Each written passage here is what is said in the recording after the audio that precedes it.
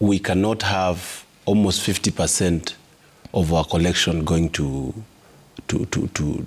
wage bill.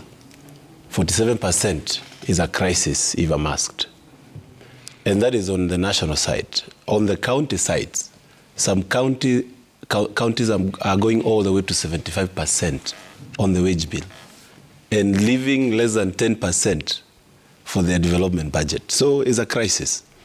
And this came especially when we had the new constitution.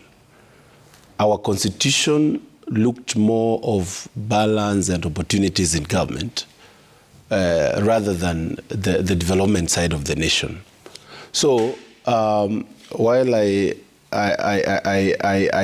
talk of this crisis, it is important to set targets, and the conference that happened is a start for a conversation that is supposed to actually continue and yield something. And I agree, but I want to correct the approach.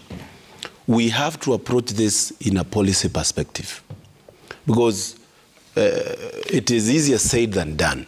You know very well, Obinja, that getting people out of government is the hardest thing, because there is always contracts that are binding. There is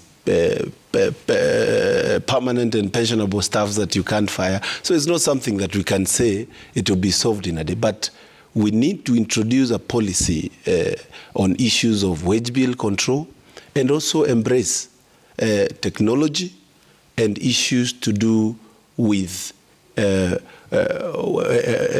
technology on issues to do with knowing who is where, and to remove all these ghost workers that are still there in government.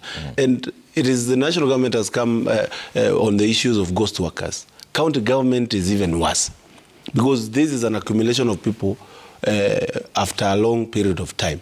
We have to look at this thing and solve it so that our human capital can work for our nation. Okay. One of the things that is very key is the fact that even when the government has such a huge workforce that is enormous, the delivery is also a challenge.